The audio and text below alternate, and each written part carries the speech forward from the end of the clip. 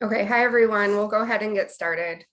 My name is Samantha Quinn. I work for POET, Pacific Ocean Energy Trust, and I'm the UMERC PI. Before we get started, I just want to go over a few housekeeping things.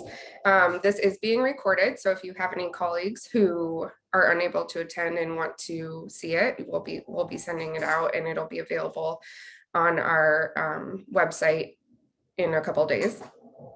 Also, for those who were in attendance last week, we do again apologize for the awful content that you saw, and we have changed our security measures for Zoom. And we were trying to balance people having access because that's kind of what UMERC is all about. And clearly that the hackers got the best of us. So we do apologize again, and we thank you so much for working with us while we reschedule. So with that, we will get moving. Thanks again for everybody attending.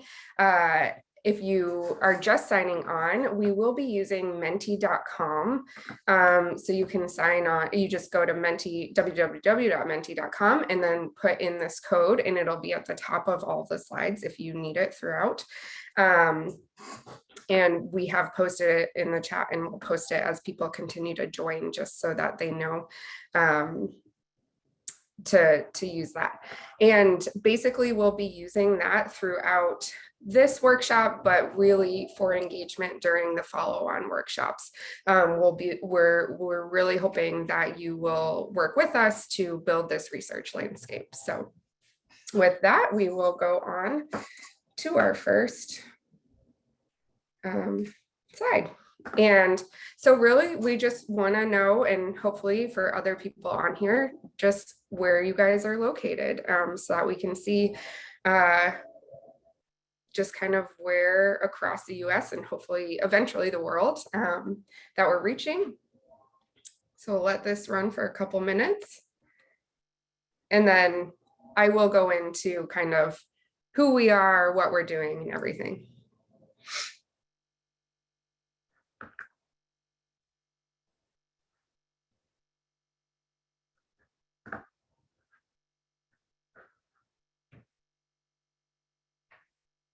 So it's great to see that we have a few people joining from the UK, it looks like.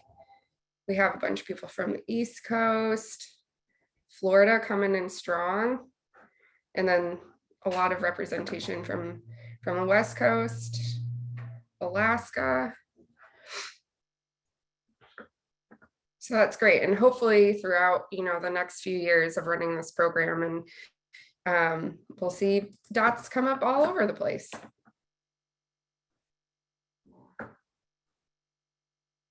Okay, so I'm going to go on to the next one, where you'll be able to tell us what type of organization you're representing.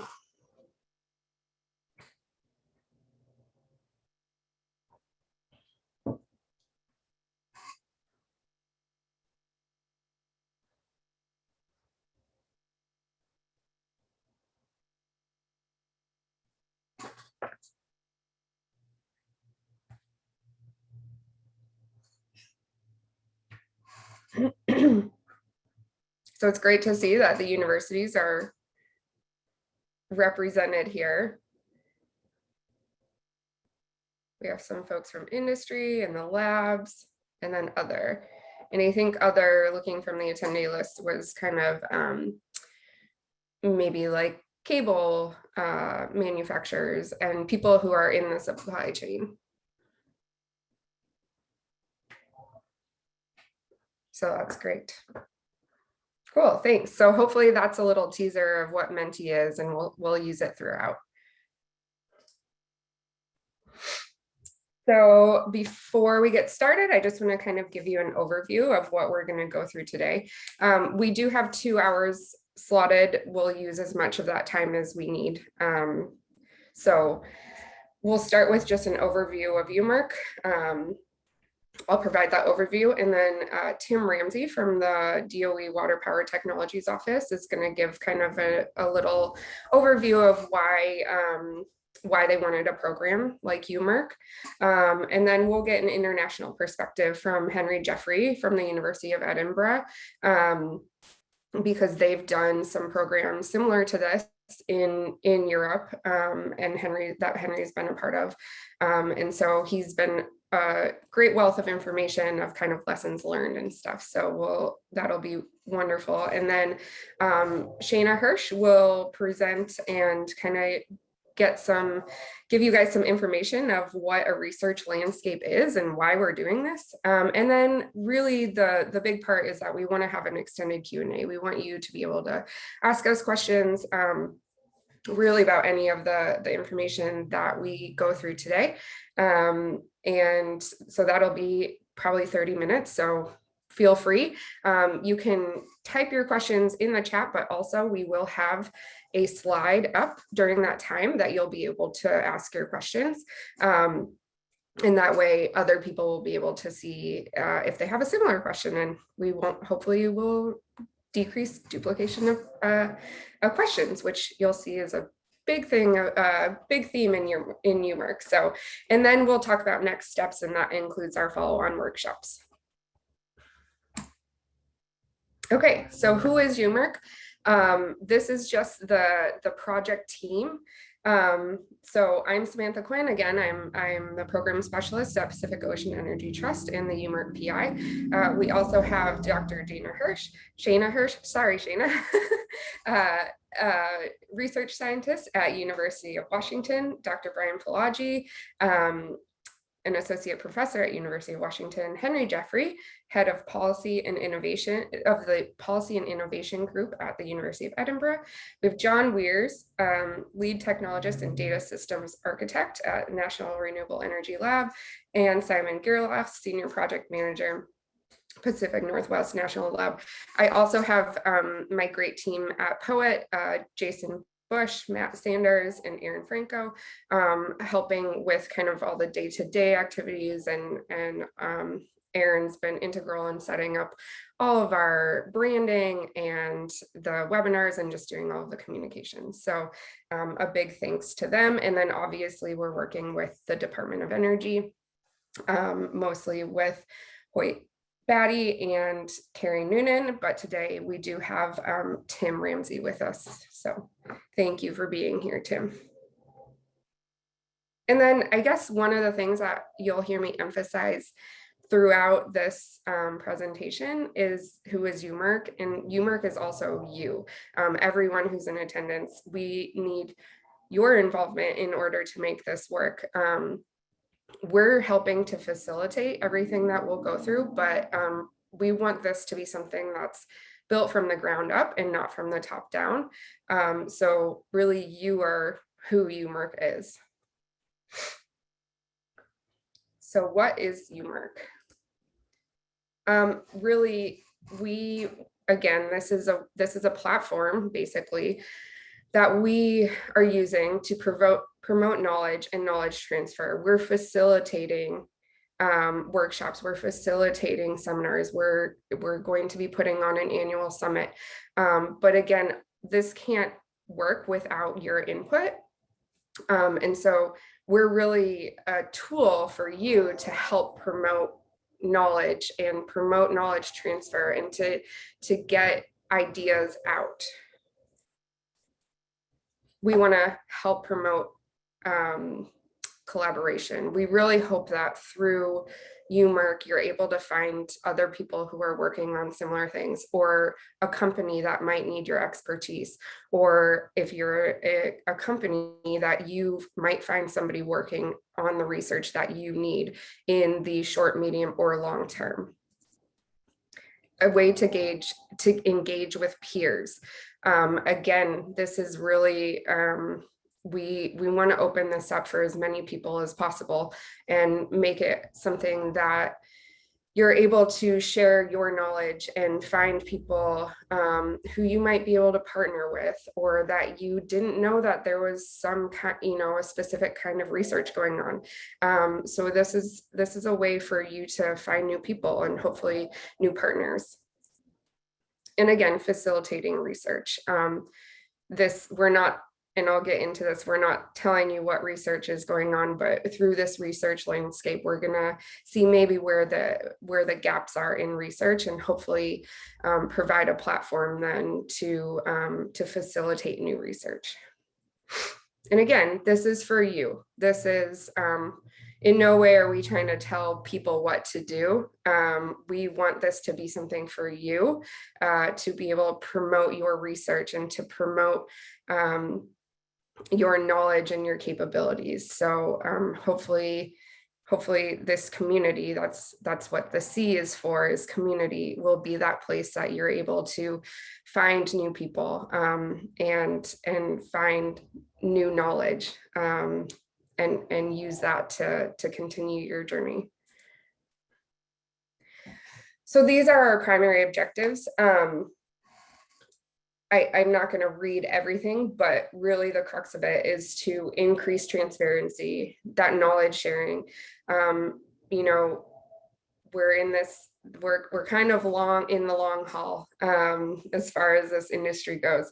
And without people knowing what you're doing and what research is out there, we'll continue to be kind of almost stuck. And so hopefully this is a way to increase transparency and awareness of the research that's going on.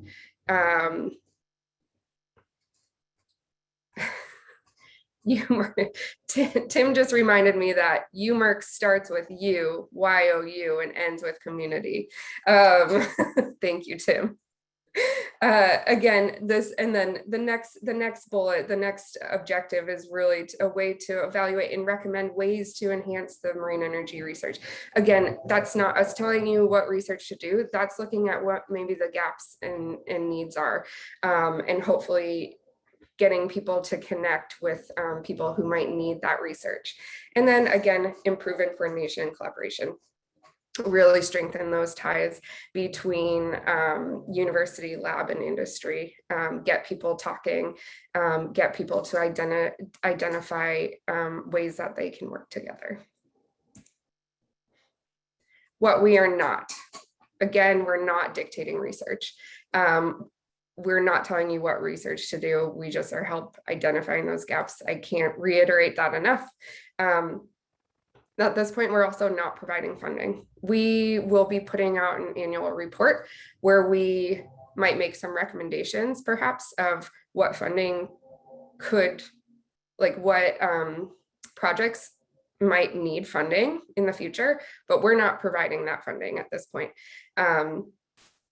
We're also not directing future funding. We're making recommendations that hopefully other organizations, maybe funding agencies, might take to heart and put out a FOA or something. Wink, wink. And we're not telling you what to do. We again are providing a platform for you to share your knowledge and to find new people to work with. How will we achieve our goals? So as you'll find out at the end of this, and hopefully you've read emails and stuff, this is the first workshop that we've done for UMERC, but also in this series, we're going to have a 3-part series. And this is only one piece of UMERC. So we will continue to have workshops. We're going to have seminars based on some of the findings that we have in our landscape or that come out of the landscape. Whereas, you know, if we find that we have a group that there's something that has to do with cables and moorings, perhaps, that really needs addressing, then we will provide like a focused seminar or workshop on that topic area. So we'll do that, and we'll continue to change and iterate what we're doing throughout the project based on the needs and the findings from the research landscape. We'll also be working on, we'll be putting together an annual technical summit. This will change each year, most likely of the where it's held, and that's trying to get, you know, we want it to be held in conjunction with other events that are already going on, to hopefully help with people not having to do extra travel, but also then targeting a large group of people who already might be in one place. So we will hopefully be we'll be announcing that hopefully soon. We're still working a few things out. And then, so hopefully you'll all sign up to come travel to that. We're also going to be working on an annual research survey. This is something that Shayna is going to be working on. And again, this is something that will be iterative throughout the years. And again, just collecting data to see what people are working on and then using that to create the interactive research landscape and to iterate that throughout the year so that people can see what research is going on where.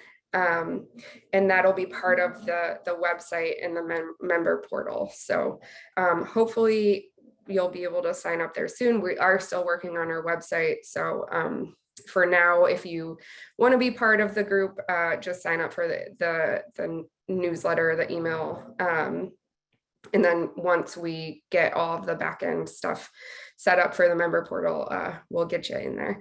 And then obviously, like, just communication. We're not going to try to inundate you with communication, but we will try to communicate as much as we think, as much as we can, with very up-to-date information and just hopefully get everybody engaged.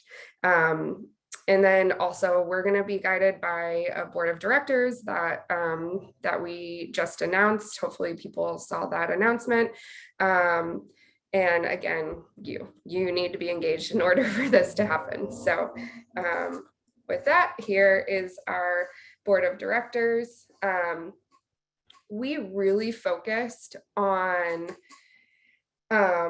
trying to look at diversity as far as gender diversity, as far as career diversity, like career stage diversity, and then also geographic diversity. So I think that we've pulled together a really great board, and I'm really excited to kick that off soon. And they'll be helping guide us on, kind of when and where we're going to be having the annual summits and helping plan those seminars and workshops. So we're really, really excited to work with them. But also the board will be changing. Some seats are only 1 year and some are 2 years. And so we'll continuously be kind of changing this.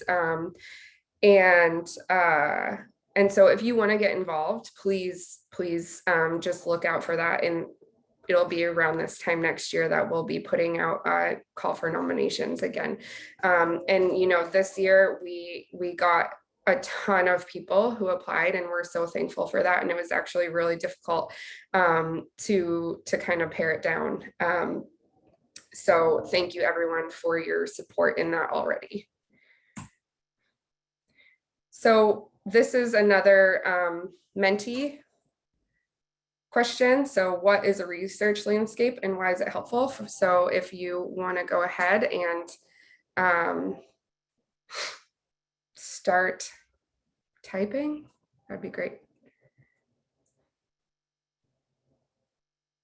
And this is just your ideas without knowing what it is. Look forward to finding out. That's good.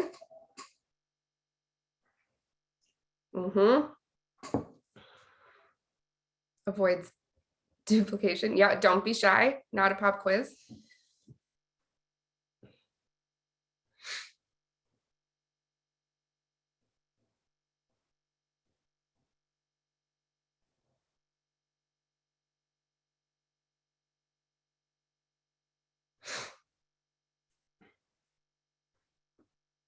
Holy moly.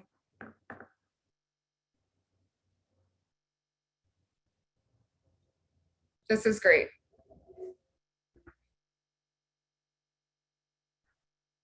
So I see that people have really been listening to what I've been saying through this is avoiding duplication, develop collaborations, generating ideas, overview of what research is being done and who's doing it.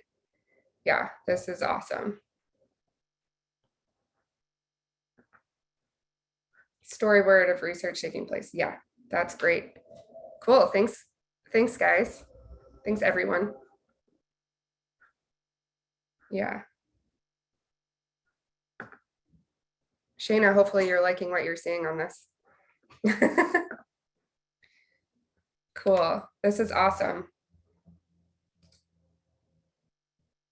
Hey, look at that. We're looking to decrease duplication, make introductions, create connections, facilitate collaboration, identify research needs and capabilities. So you guys already know what we're here doing. So that's great.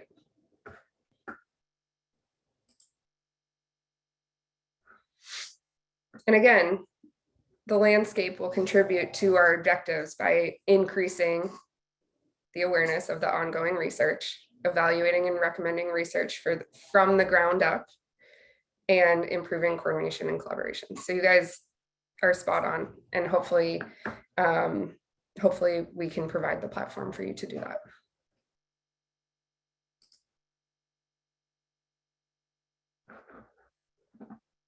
So here's another question for you. How do you describe your research in 3 words?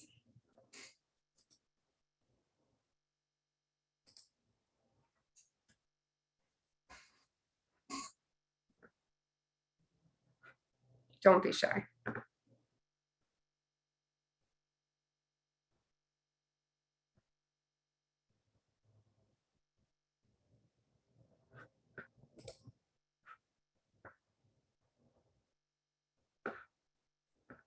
There we go.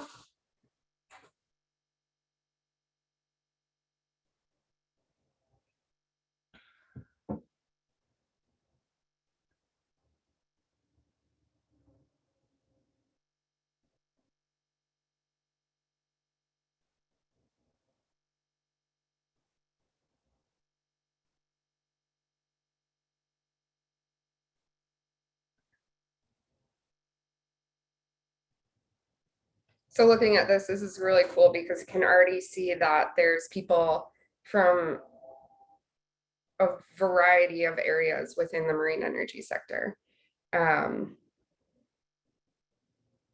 this workshop. And so hopefully that will continue to expand as we move forward.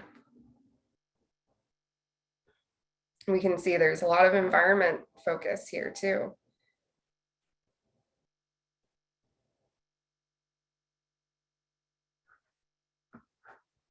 Great.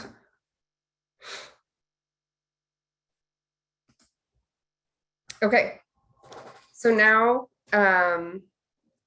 we'll take about 5 questions, or sorry, 5 minutes for questions. But again, we are going to have that extended question period closer after everybody's given their presentation. So, but if you do have any questions, feel free to post them now, and we can try to answer them as they come in.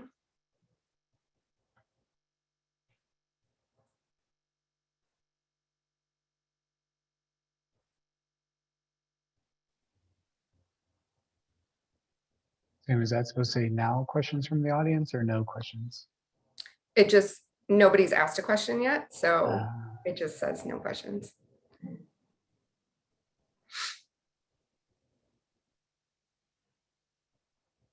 We'll give you like 30 more seconds and then we can move on.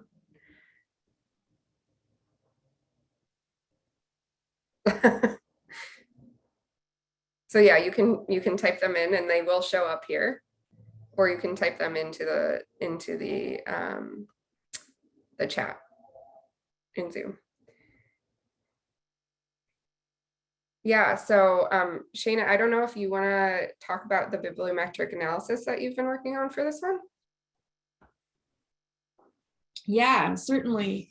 So one of the projects that UMERC is taking on is a technological innovation system analysis, which I'm working on. A lot of that is, one of the methods is a bibliometric analysis, which basically is a fancy word for meaning trying to understand what research is going on in a given sector by looking at publication data. So I'm looking at networks of people and how they're interacting with other sectors through some of that research. Obviously, that's not going to capture everything there. So one thing is also just the survey and reaching out and joining in through these workshops is going to be a way that we're hopefully going to capture and gather, a wide net of people who are conducting research that might intersect with the sector. This is something we're going to have to grow over time. So we need your help with that as well. So hopefully that answers your question. Will there be a list of who all is involved with UMERC with contact info? Yes. So that's what the member portal will be. Once we have that up and running, and again, we're working on that. It's in development. Then yes, you will be able to connect with people, and you should be able to search for people using keywords, and that'll also be a way for us to kind of look at who's getting funding from where too. We'll ask that people kind of put in, one of the things I think is that we'll put in where their funding is coming from, so that we'll be able to kind of find that information. I know that we do have a question about including OTEC. Yep, we're including OTEC. Are you still recruiting people to the board of directors? Not for this inaugural board. Again, the board will change. Some seats are 1 year and some seats are 2 years. And so about this time next year, we'll be requesting nominations to the board again. So you can go ahead and once if you still want to apply in a year, then feel free to reach out, and we'll post that information on our website once it is time. What studies give a quantitative prioritization of the improvement of what improvements are most impactful to the marine energy industry? I can take that one if you like. Sure. Yeah, I'm going to get into a little bit more detail about what we're going to be doing for the research landscape, and Henry is also going to be talking about some of the projects that he's worked on, which are more of prioritizations than what we're doing here. So this is not necessarily a prioritization exercise, but more of a mapping out of what's going on in the landscape. Hopefully that answers the question. Sam, do you have anything to add? No, I think that's great. Thanks, Shayna. Sorry, my dog really loves prioritization of research.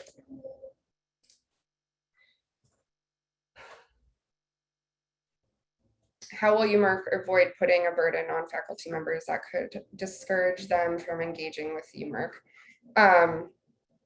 We're not going to force you to do anything. This is really, again, what you want it to be. And your engagement is as much as you want it to be. But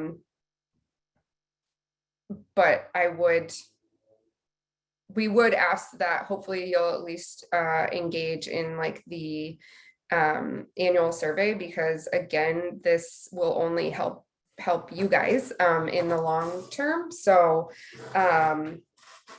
but yeah, you kind of engage as much as you want to, but we do encourage it. Okay, so I think Tim is up next to just give a few comments. Oh, do you see a role for students, specifically senior graduate and postdoc? Yeah, we encourage everyone to get involved. It doesn't just have to be for faculty. Anyone who's doing research and involved in the research community, and also in industry and the labs, is invited to be part of this community. And so I would, yes, encourage for you to yeah, students and postdocs should join right in. Yeah, I would really encourage you to encourage your students to join. Okay, so we're gonna go ahead and I'm going to stop sharing my screen. And we'll hear from Tim Ramsey. Great. Thanks, Sam. I assume you can hear me okay, yes? Okay. Yeah, I just want to say a few words. As you mentioned earlier, Hoyt Batty is the main DOE rep that's been leading this project. Unfortunately, when it got rescheduled, the workshop got rescheduled to this week, he wasn't able to join. He's on vacation this week, somewhere on the far outskirts of Africa. I don't know exactly where, but doesn't have connectivity. But I did want to take the opportunity to join in his place and just give a few words about what UMERC means to DOE, why we requested POET to stand up this community, and some of the motivation behind it. And really, it starts with foundational research. The Department of Energy, the Marine Energy Program, has put an increased focus on foundational research over the last couple of years. That's probably evidenced by the funding opportunity that came out the same time that we competed for leading of UMERC. And that started from a few different areas. One of the things as we were kind of going around the country over the last few years, we were impressed by the amount of research going on across the country, mostly at our universities, but at a lot of research organizations across the country that had a lot of overlap or a lot of input into marine energy. And some of the research we weren't aware of. We weren't aware of some of these activities going on in some of the organizations that were working in this space.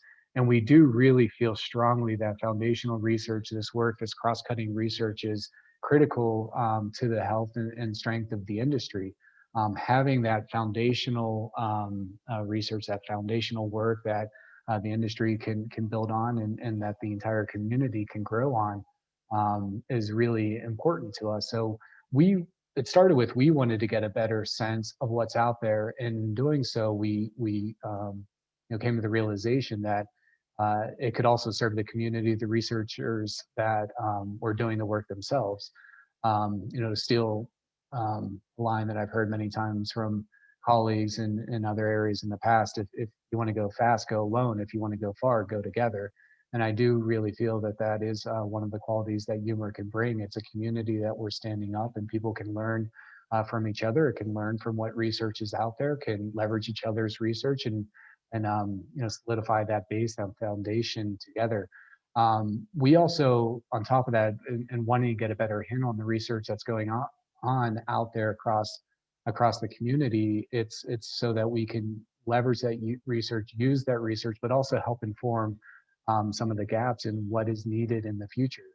So I know as you've gone through what UMERC is and what UMERC isn't, and you're not dictating research, you're not dictating funding, we at DOE will certainly be taking the information that is gathered and it will inform us. I'm not saying that that's going to dictate research or dictate funding, but we want to get a better sense of what's going on out there, both of what is happening and what is not happening.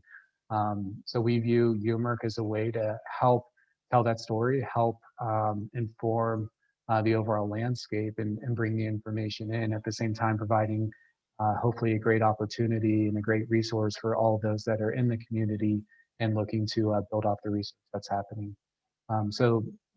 Again, that's the main motivation for us and why we were standing up this activity. So thank you for having us. Thank you all for attending this workshop, and just being here shows your interest in the value of what you see that this community could become as well. And I really liked one of those exercises you did earlier, Sam, through the website of what those on the workshop thought that UMERC was, or what the research could be. And a lot of it was around that collaboration and information sharing and identifying gaps and working together. And that was great to see from my perspective. That's exactly what we were hoping to get out of it as well. So hopefully that vision becomes reality and we could build off of it.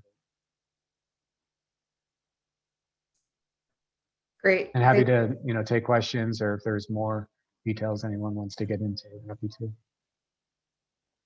Great, thanks, Tim. Does anyone have any quick questions for Tim? You can type it in the chat. Otherwise, I think that he does have another meeting and might need to jump off. So I'm not sure he's going to be available for the extended Q&A later. So if you do have anything, feel free to ask now.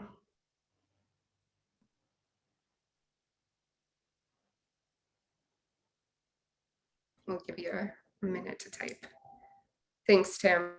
Yeah, I think that it's really cool to see that people already have come to the table with this in mind, you know, all of the things that we're actually trying to achieve, and hopefully are looking for that collaboration and kind of coordination of this research effort. So.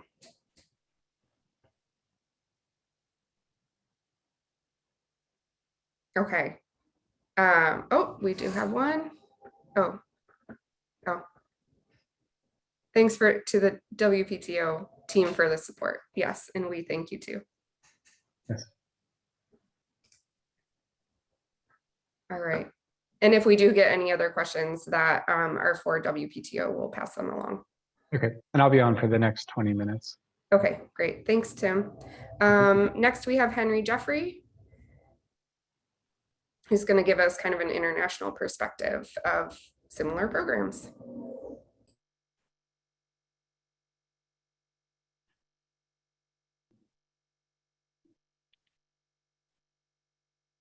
Thanks, Sam. I'm using one screen today, so can I just check that you can see and hear me okay? Yep. Great. Okay, so first of all, thanks very much, Sam, for the introduction, and thanks for inviting me to come and speak here this evening for me, this morning for most of you guys.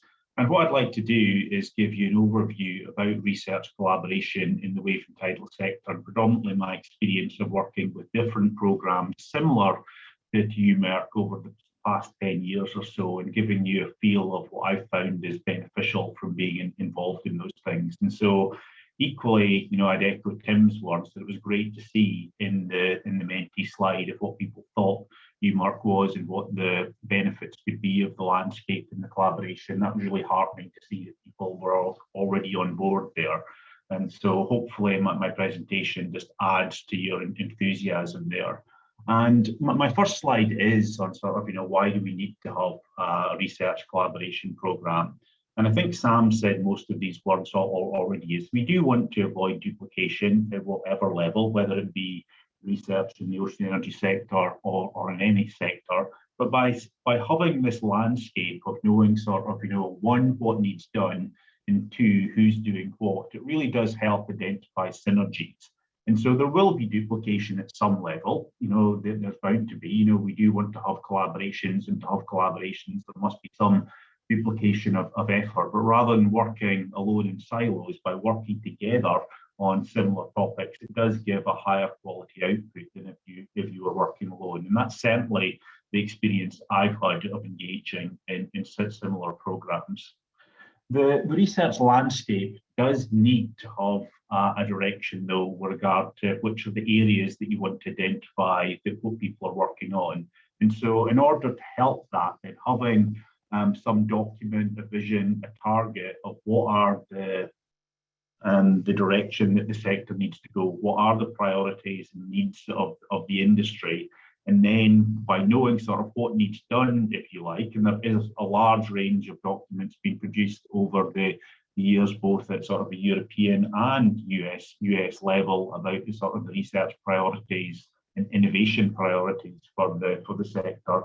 By having that information, it really allows you then to say, okay, of those challenges that we've identified, and we'll be continuing to identify and update, who is working in each of these areas? Is there gaps there? Are there areas that are really quite well resourced and we need to sort of moderate and sort of give direction to them? Or are there areas where there are real gaps we want to bring other people into the areas? Or are there areas where there are gaps, but we found out that there are research groups in other sectors that we want to bring into the MHK sector? All of these things I found extremely valuable in my experience.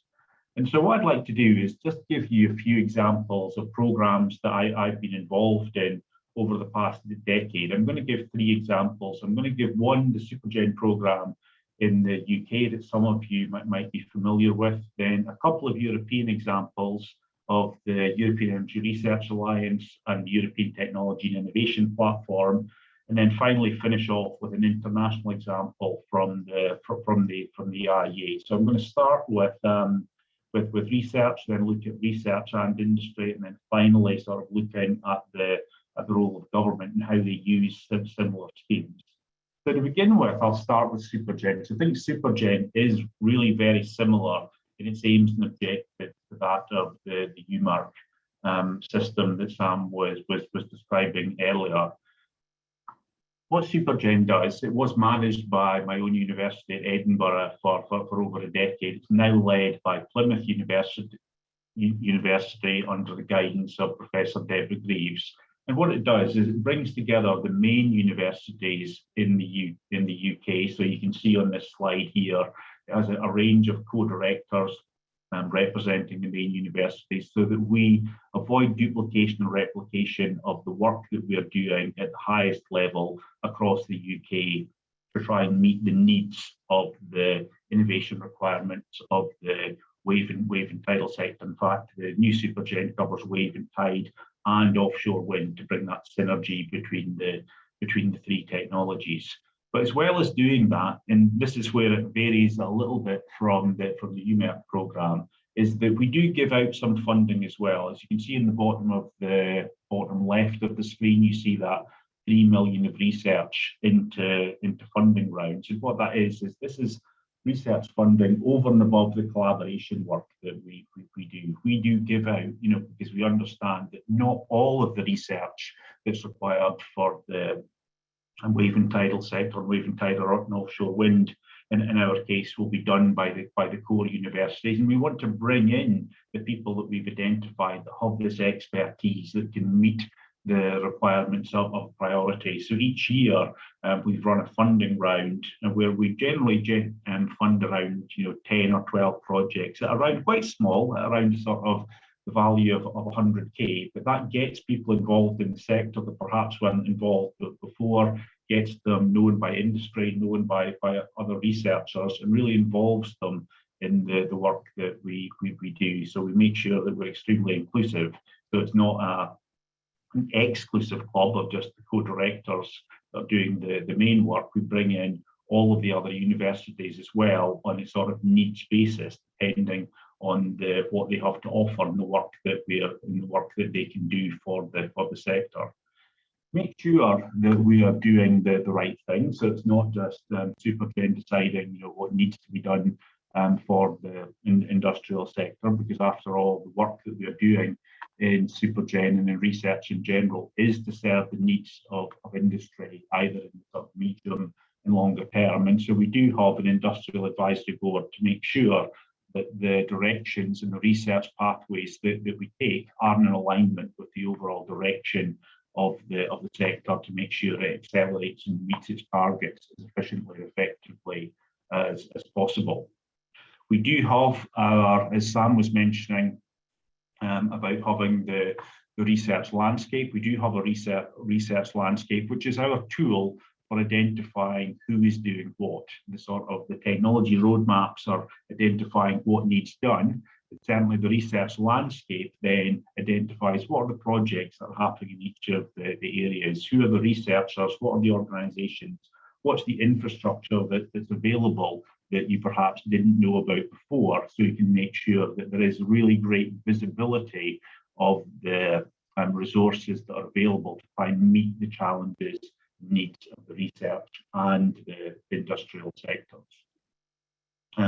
In order to make sure that this isn't, and there was this question earlier about are early career researchers or sort of graduate students or PhD, or however, we have different ways of describing them between Europe and the US, but absolutely, we do want to make sure that it isn't just collaborations and making sure there is an understanding and knowledge sharing between faculty members, but also to make sure that the early career researchers are involved. So we have a range of activities and forums to make sure that the UK early career researchers, they're also getting involved in this collaboration and sharing, to make sure that they're aware as they start to become more involved in deeper research and collaborations with industry, that they're very aware of the overall landscape that they're operating within. So hopefully that's given you a feel of what's happening in the UK at a sort of supergen level or research level.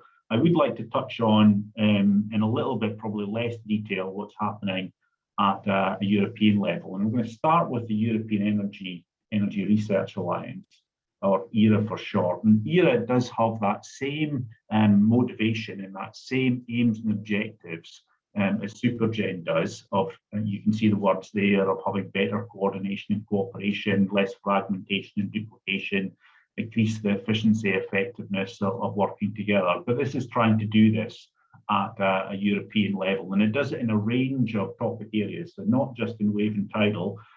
It does it in a range of areas from wind to photovoltaic to materials and processes to smart grids. And what it's trying to do, in the same way that Supergen's avoiding duplication between what's happening in Edinburgh and what's happening in Manchester and in Imperial, ERA tries to do the same thing at a European level to make sure that what's happening in Helmholtz in Germany isn't being duplicated by what's happening in ENEA in Italy or by the UK Energy Research Centre here in the UK. And they have a number of what they call joint programmes, including one for ocean, which I co-chair with Tecnalia in Spain. And they have the main objectives of making sure that the research that we're doing is fit for purpose, that we do have that. Everything that is done at the ERA level, avoiding duplication and replication, is aiming to sort of take the underpinning research that we have and using that in the most effective way at a European level, to take that underpinning research to make sure it is benefiting the deployment and development of the full-scale technologies that you see on the right-hand side of the screen there. We have 10 countries as members, and so Supergen in the UK, Tecnalia in Spain, Fraunhofer in Germany, for example, that bring together and share their research so we can do that very same thing of having transparency as who's doing what. And I did hear that question earlier with regard to sort of, how will you ensure that there isn't a burden on faculty members being involved here. And I cannot think of an ERA meeting, or in fact a Supergen or an ERA meeting that I've attended where I didn't find it useful, where I didn't leave that meeting either sort of finding out something that I didn't know was happening already in another country, going, my goodness, I had no idea that the Italians were doing that in automotive control systems that they've been able to transfer into the offshore renewable sector. These were always useful meetings for me, and sometimes either leading to sort of knowing something that you were unaware of, increasing that transparency, or indeed having a collaboration that did lead to funding. And so one of the projects that I will mention that did come out of the ERA programme in Europe, some of you will be aware of the DT Ocean or DT Ocean Plus project, that looks at large-scale design tools for the wave and tidal sector. And here you can see on the right-hand side a wide range of sort of large European research organisations and universities. So coming together, not getting funding from ERA, but coming together through ERA, that they've identified where there are synergies that they can work together to then bid into a different FOA. And in this case, as hopefully you can see on the bottom right-hand side of my screen, in this case, actually collaborating with 2 US national labs of Sandia and NREL. So I think, a really great example of where you're bringing together European collaboration to make sure there isn't that duplication and replication, also bringing in US partners and sort of bringing in so that you aren't just sharing information at a European level, but sharing it at an international level. The other thing I'd like to mention at a European level is the ETIPS. ETIP stands as an acronym for the European Technology and Innovation Platforms. And what they aim to do, so ERA is looking at the collaboration of the research providers. And what ETIP aims to do is bring together not just the research providers, but make sure that the research providers are fully connected with industry and fully connected with government. And so that we're making sure that there isn't any disconnect between what's happening with those 3 main actors at a European level, because it's quite a complex landscape in Europe with all of the different member states doing a range of different things, and so making sure what's happening both at sort of academia, industry and government across the European Commission and the different member states is the challenge that it has. One of the tools that it uses to do this is producing what they call their SRIA, their Strategic Research and Innovation Agenda. And so this is the document that I would call the sort of the technology roadmap that sort of identifies what's the research and innovation that's required at a European level, which priority areas should be tackled by government, which should be tackled by research providers, which should be tackled by industry. And that then allows, it's a really great platform. Now that we know we have a clear view, an agreed view of what needs done, that allows you then to start doing the research landscape then of like who's doing what against each of these targets. So it gives you a real structured direction of how to do your collaboration, because you can definitely see, okay, we've got a great agreement on what needs done, and now we can then sort of use that as a focus to find out who's doing what in each of these areas. And so this document is also used by ERA that I mentioned earlier. So when they're looking at the sort of who's doing what in the research providers, we're using this research landscape in order to direct us with regard to who's doing what in the areas that appear in this SRIA document. It has 5 main areas. I won't go through each of them. It's got the section on the devices. It's got sections on moorings and foundations, logistics and operations, the integration into the overall grid, and the design tools. And we found it a really useful document in order to sort of solidify the sector to make sure there is a common direction that we're heading in. Now, finally, I'll just mention a little bit about the IEA at an international level. And what I'd like to, the point I mainly want to make here is that it isn't just industry and it isn't just research providers that benefit from having a collaboration program. And sorry, my slides are taken off there. Just take it back there. But governments also benefit from this. And so the IEA, is funded by different governments around the world, and they have these technology collaboration programs. They have them in a range of areas, from hydropower to wind, photovoltaics, but they do have one in ocean energy, which helps then the government-to-government organization to share the information on what's happening with regard to technology progression, what's happening with successful policies, what's happening with unsuccessful policies, so that there can be an international lessons learned on how best to fund and support the sector in order to make sure that it accelerates towards its goals in the most effective way. Here you can see, sorry, I don't know what's happened with my slides, but here you can see it covers, both wave and tide. It covers OTEC as well, that was mentioned earlier, and it also covers salinity gradient. And they do have this goal of deploying over 300 gigawatts of ocean energy by 2050. And so they bring together a whole range of countries to share that lessons learned. And so it's not just a few countries, currently it's 24 countries that are all sharing their information on what's a good policy, what's been a less successful policy for them, what they're finding is great for like accelerating innovation, etc. The US is a big part of the program. Tim Ramsey is the US delegate, and the US is involved in a range of the tasks and activities that they do to help accelerate the deployment of the sector. So I think I'll finish off there. Hopefully I haven't gone too much over time, but hopefully that's given you an overview of what's happening both at a UK, European and international level on collaboration programs, their benefits, the requirements for having a research landscape in order to avoid that duplication and replication. I found that, and they've been extremely useful programs for me. I've been heavily involved in all of the examples that I've shown you there. I've always found it to be extremely good use of my time to be engaged in them, avoiding duplication of things that perhaps I didn't want to fund within my own organizations have realized it was happening elsewhere, or have identified the synergy and collaboration, and always having that higher quality output. But I think having that roadmap of the activities that need to be done and the landscape of who's doing what is a really great tool. So I'm really heartened to see that UMERC has been formed in the US to do this.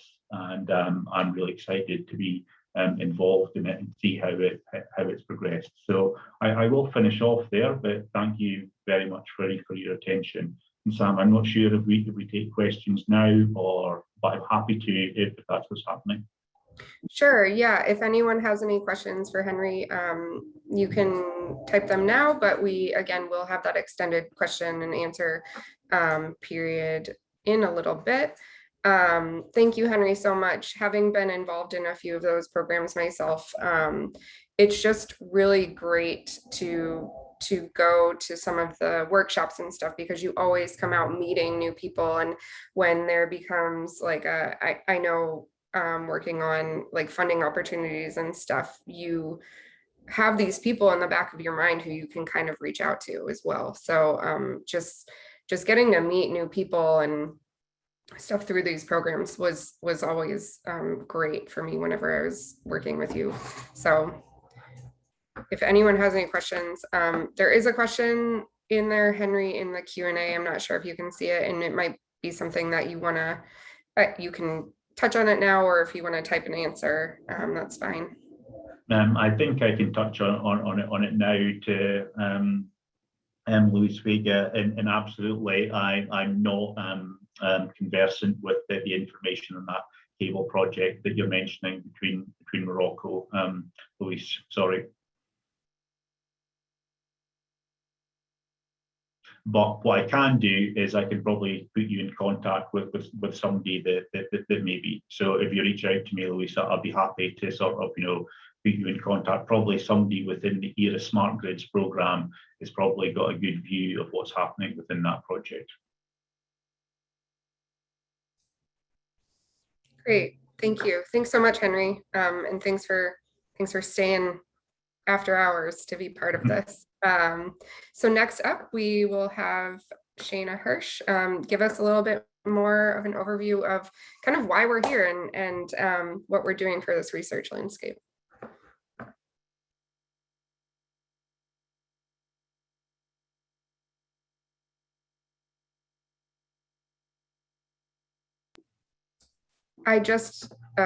You should be able to go now.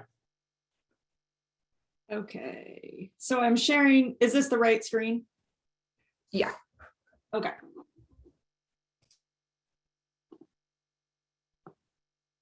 All right. So thanks everyone for being here, and thank you, Henry. Yeah, I just feel like we're really in good hands with all of Henry's previous knowledge with all of these kind of similar and overlapping projects that have taken place over the past couple of decades now, I suppose. So thank you. So my name is Shayna Hirsch. I'm a research scientist at the University of Washington, and I work there in the Department of Human-Centered Design and Engineering.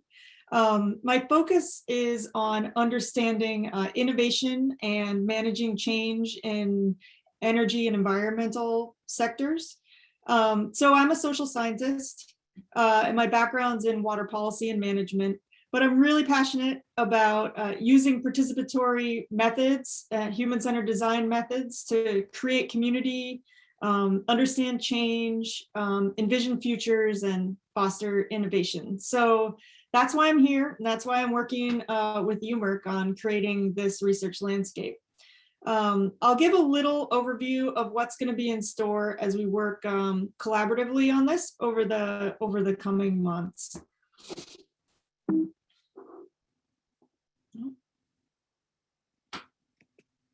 There we go. Okay. So again, we've talked a bit about what a research landscape is. Hopefully everyone's getting a feel for it now. We're using the term to describe kind of a visual map that is going to describe the people, the research, the networks, and the technologies in the sector. And it's really going to show how they intersect and how they complement each other. So you might have heard some similar terms used, like ecosystem, innovation ecosystem, research ecosystem. But without getting too much into the weeds here, we're using the term research landscape because it's a little bit more descriptive, a little bit more informal, and we're using it to kind of describe a lay of the land. So a landscape is a kind of a good term here, I think, to use. So it's going to be kind of a map or a tool, a visual for us all to use. We're going to create it together, and it's also going to change as research changes in the community. So at its most basic, it's going to describe the research that's going on in the sector so that we can collaborate better. So our vision really is that this is going to be collaborative. We're creating it together. It's going to be driven by needs. So in other words, it needs to be useful. We also want to make something that's cutting edge and forward looking. We want to make sure that the marine energy sector in the United States is the leading edge of the sector. And we also want to make sure that we're intersecting with other leading edges in other countries internationally, so that our research is applicable globally. So this is also, we need to connect with other leading edges in other places. And finally, we also recognize that there are fundamental differences between industry and academia. They have different goals, they have different timelines, different economies, different reward systems, right? And so we need to really keep this in mind if we're going to create a useful research landscape. This doesn't mean that we're excluding industry or excluding anybody in particular. We want everyone to be involved, but we really need to make sure that we understand that these voices are going to be different. There's going to be different needs between industry and academia, and we need to keep those differences in mind and respect those differences as we go forward.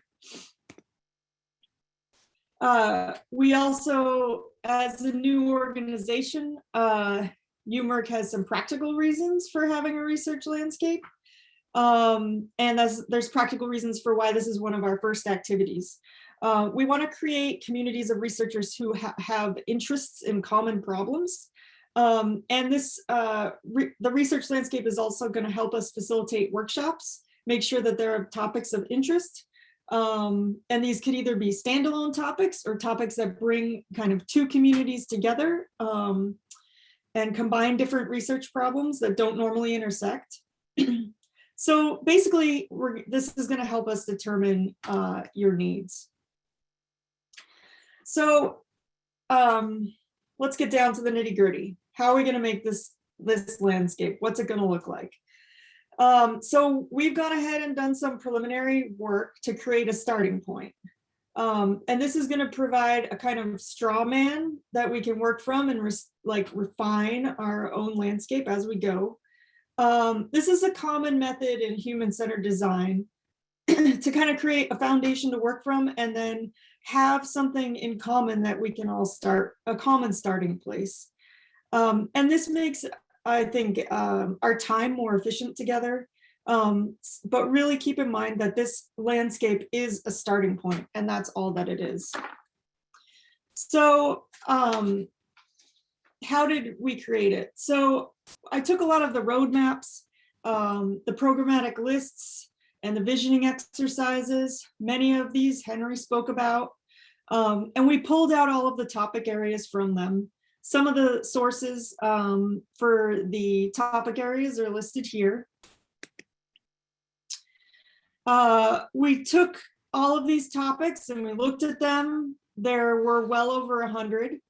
So we removed replications and combined them into common topics. And this is an initial go at sorting them out into themes. Okay, it's important to point out that this is also not a prioritization exercise. So these hierarchies do not represent any kind of, show any kind of importance.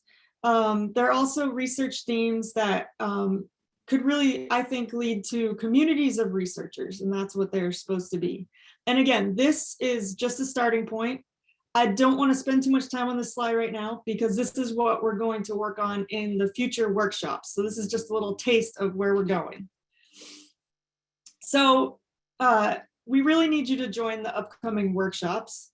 Sam's going to give some dates and times. We're going to have 3 workshops. They're each going to be the same. They're going to be at different times. And the hope is that we'll have like smaller groups so that we can have more of an interactive workshop. And we'll use some methods from human-centered design to try to develop this landscape together. They're hopefully going to be fun and interactive.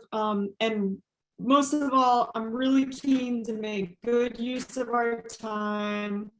I understand how time is short, and we really want this to be something that's additive and something that's going to give you more time because we're working together to collaborate, and that's really the goal.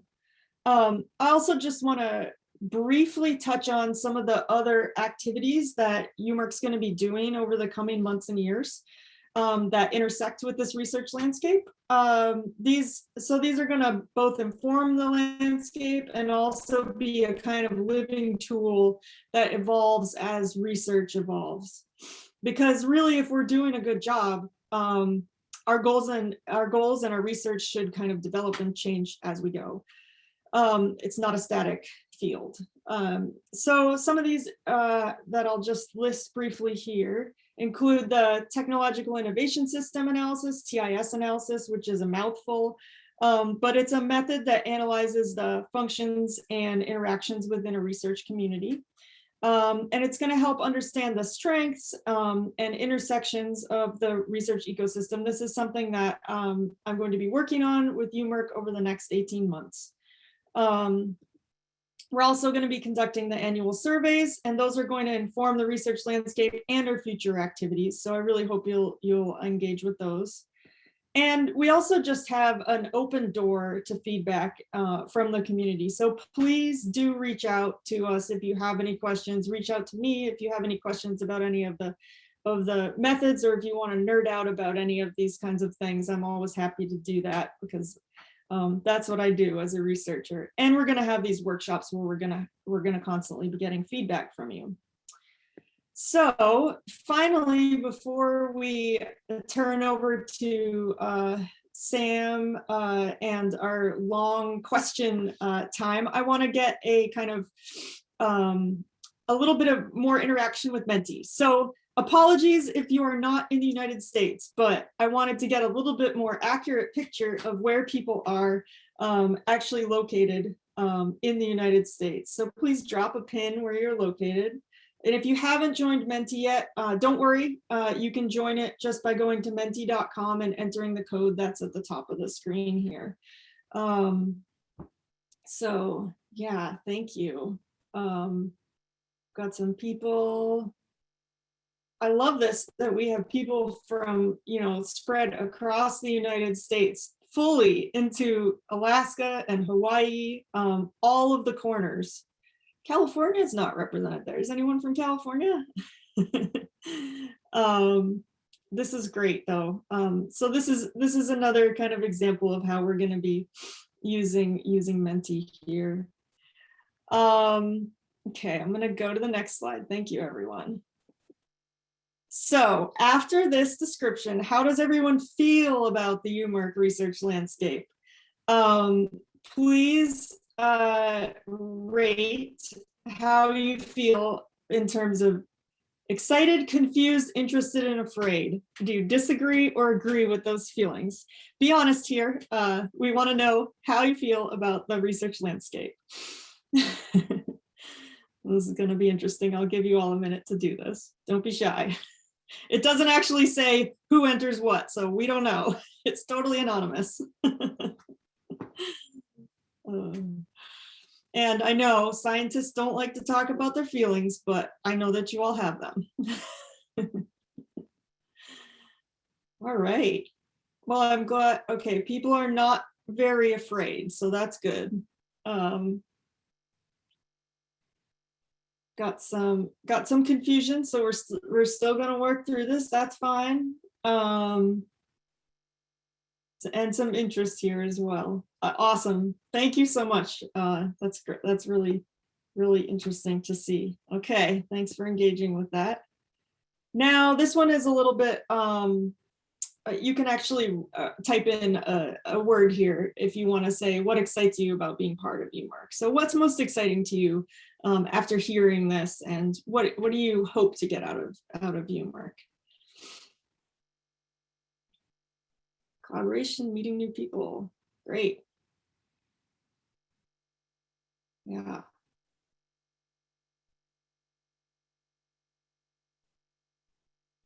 Awesome. Yeah, meeting new people. I think that's going to be a really exciting thing.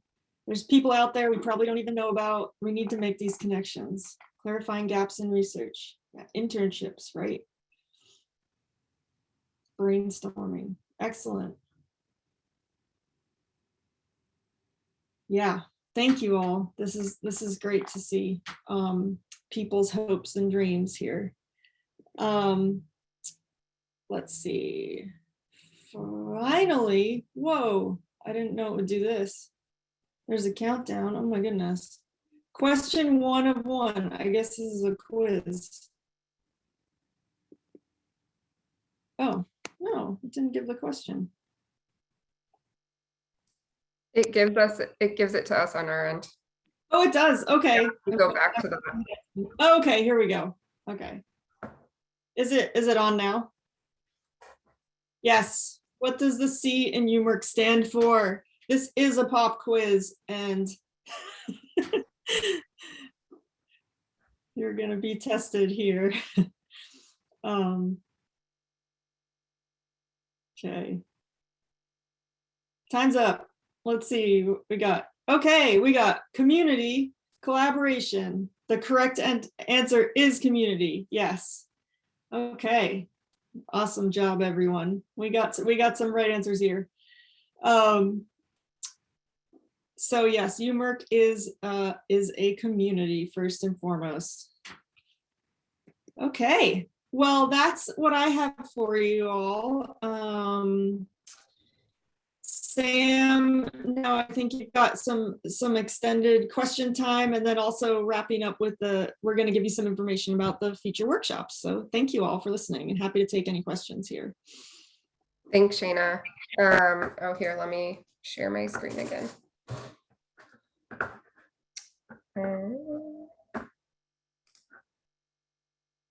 And then we can get to the extended Q&A. I guess I should have kept that up there. It is funny that it says no questions from the audience, but I know. that is not what it means. Do you still have it open in your screen? Yes. Oh yeah. I'm able to present.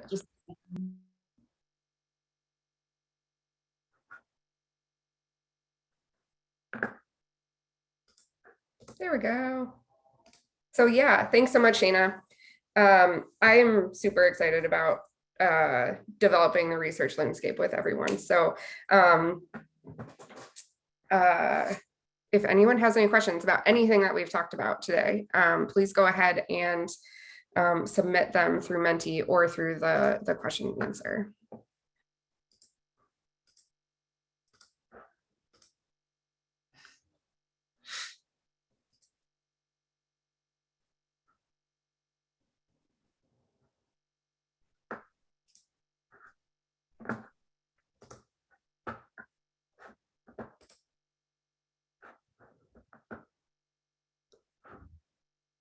How can we stay informed of new developments or workshops? Again, join our newsletter. We'll have the email address up at the end of the slide that you can go to our website. It is umerk/us.org. Sign up for the newsletter. We'll send out any information about upcoming workshops, seminars, all of the information for the annual surveys and everything like that. We also are on we're also on social media, so you can follow us on there. So yeah, just follow us everywhere and you'll get information. Also feel free to email us umerk@pacificoceanenergy.org. list of potential topics to be addressed by UMERC. That's why we're building the research landscape. That will help us inform our next or the follow-on workshops and seminars that will help us to create these the kind of roadmaps for each year. So again, it depends on you guys and your engagement and helping us to develop this roadmap. How do we officially join the community? Again, we are working on the website. We're still working in the background to create the member portal and where people can engage with one another. So we will make an announcement when you can officially join that. But in the meantime, again, follow us on social media and sign up for our newsletter. And we'll make sure that as soon as the portal is ready, that you get emailed about it so that you can officially join.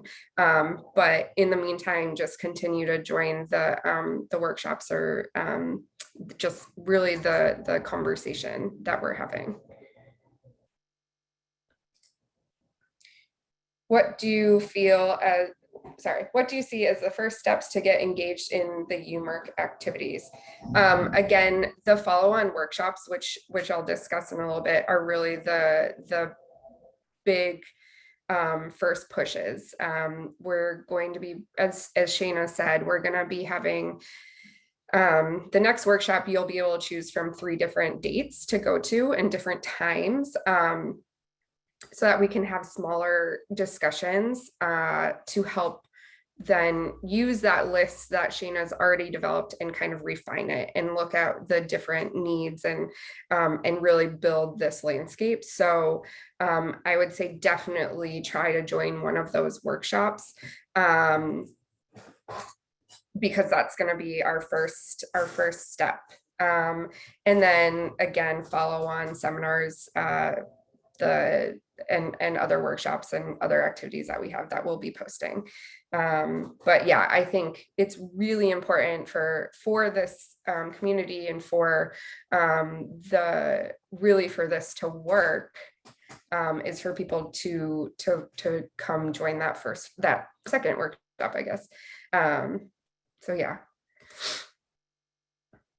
Will there be a list of members to facilitate collaboration? So again, that will be in the member portal, excuse me, that you'll be able to search search members, keyword searches, and hopefully by joining the workshops and stuff, you'll meet people, and then you can go and find them if you haven't already gotten their email or whatever. We're gonna possibly have some type of forum that people can talk to one another. If we can't do it internally in the portal, then we'll make a Slack channel. We're still working on that. But yeah, so that'll be a way to at least start the conversation and hopefully get people to be able to contact one another. Where on the website is the newsletter sign up? Erin, if you can put that into the chat, that would be great. And then what is in place to protect IP being brought into a university collaboration? I believe that that's going to be, if you collaborate with other universities, that is going to be up to your individual universities to figure out the IP protection. And we do have the mailing list sign up in the chat, so everybody can see there. Please do sign up. You'll get all of the latest, hottest information that we have. Any other questions?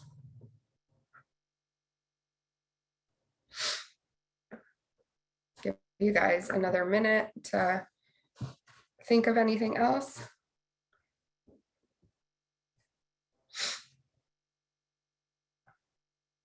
Thank you, Len, for being here and for everybody for being here. Okay, and again, if you have questions, keep putting them in the chat and we can follow back up, but I will go on to the next slide just to give you guys a little bit more information about those next, the next steps. So we will be sending out information about the next workshop. So we're calling the next workshop Collaborating to Create a Marine Energy Landscape. And again, this is that 3-part series. You only have to come to one. Feel free to come to all of them. You're not sharing right now, Sam. Oh, that's Sorry. interesting. I'm sorry. Can everybody see that now? Yeah. Okay. Sorry. So these are the next steps. Yeah, so workshop number 2, that's that 3-part series. You only have to come to one. If you want to come to all 3, that's totally fine. We're hoping to get kind of smaller groups in each one, but we'll be discussing the same topics during each of those three sessions. But again, just trying to give people more times to choose from so that we hopefully get a greater amount of people and a greater amount of interaction overall. So that will be November 30th, December 1st, and December 2nd. They'll most likely be in the morning West Coast time. So we will send out that information very shortly. And then, so that will kind of help us go through that. Shayna put the Post-it note slide up there, and that's again our starting point, and then we'll use that to kind of move things around and hopefully come up with these research themes that will then be inputs into the overall research landscape and help us identify gaps and in research needs and all that fun stuff. So we really hope that you'll join that. That one will be the most interactive workshop. And then the workshop 3, presenting an initial community-driven marine energy landscape. We really like to, make things really long. But that'll be late January. We're still coming up with a date for that, just based on other meetings and stuff going on. So we'll get a date settled for that soon, but that's where we're going to kind of present our initial results from the previous workshop and kind of show people those themes. And that's kind of where we're going to really start is then use that to create the kind of illustrative research landscape on our website and start building different research clusters, I guess we'll call them. If you're working on power takeoffs or you're working on blade design or something like that, then you can kind of join little clusters, and that will also then kind of dictate our follow-on seminars and workshops for different groups.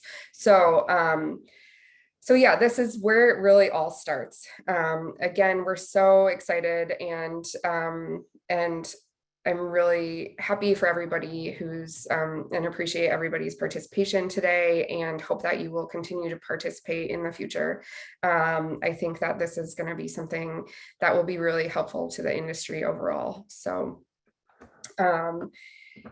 we'll send out information for that. I think I saw another, I lost my controls, but that's okay. So yeah, if you just want to send up, finalize, just give us a little bit of information if you like using this platform. If not, just because we will continue to use it, but if people really, really hate it, then obviously we'll find something else. So and